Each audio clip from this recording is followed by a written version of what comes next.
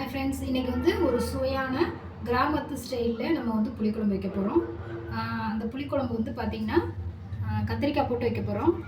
கத்திரிக்காய், பச்சை மிளகாய் எடுத்திருக்கேன்,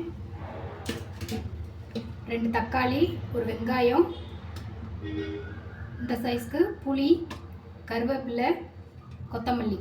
ஸோ இதை வச்சு நம்ம இன்றைக்கி ஒரு கிராமத்து ஸ்டைலில் புளிக்குழம்பு பார்ப்போம். இப்போ இதில் தான் நான் வந்து புளிக்குழம்பு வைக்க போகிறேன். கொஞ்சம் தான் வைக்க போகிறேன். ஸோ பார்ப்போம். இப்போ புளியை வந்து ஊற வச்சுக்கலாம். கொஞ்சமாக தண்ணி ஊற்றி புளியை ஊற வச்சுக்கலாம். இந்த தக்காளி வெங்காயத்தெல்லாம் கட் பண்ணிக்கலாம்.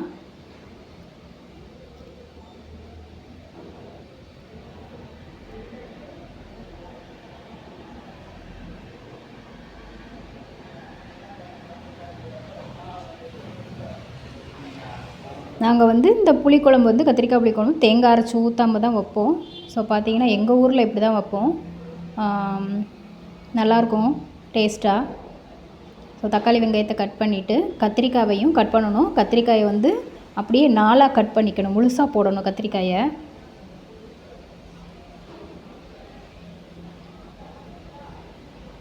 பார்த்து புழு இல்லாமல் கட் பண்ணிக்கணும்.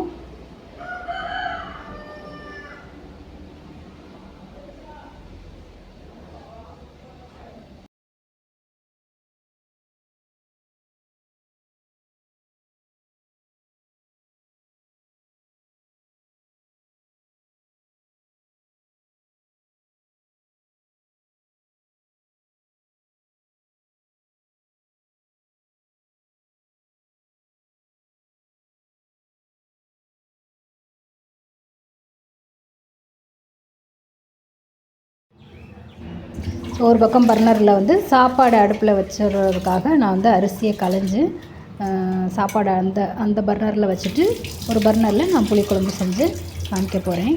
ஸோ அதுதான் அரிசியை கழுவிக்கிட்டு இருக்கிறேன்.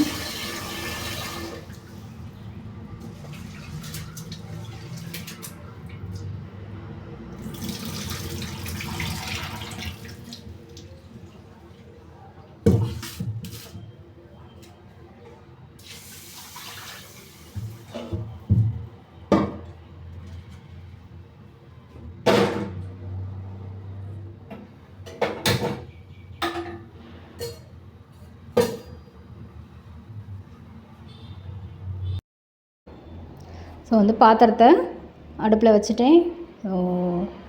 நல்லெண்ணெயை ஊற்றிக்கிறேன். கொஞ்சோண்டு சீரகம், சோம்பு, வெந்தயம் இந்த 3ஐயுமே போட்டுட்டு கருவேப்பிலையையும் போட்டு அந்த நான் நறுக்கி வச்சுருந்த வெங்காயத்தையும் போட்டு நல்லா கிளறணும். வெங்காயம் வந்து ஓரளவுக்கு வதங்கினதுக்கப்புறமா பச்சை மிளகா, தக்காளி 2ஐயும் போட்டு அதையும் சேர்த்து நல்லா வதக்கணும்.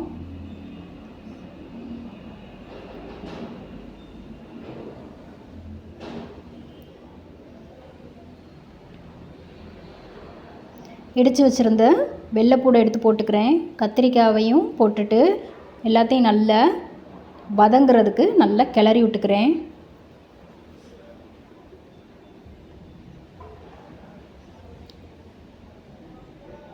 நல்லா வதங்கட்டும்.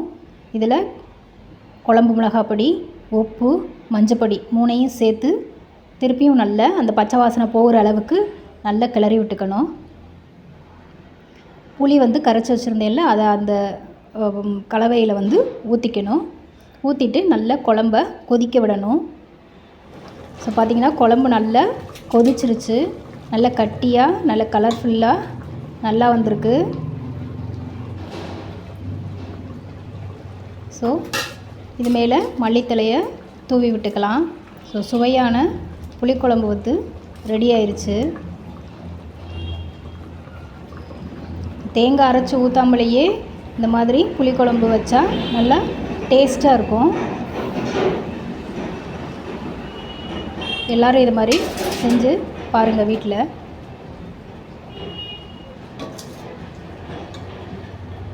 நல்லா கலர்ஃபுல்லாக வந்திருக்கு.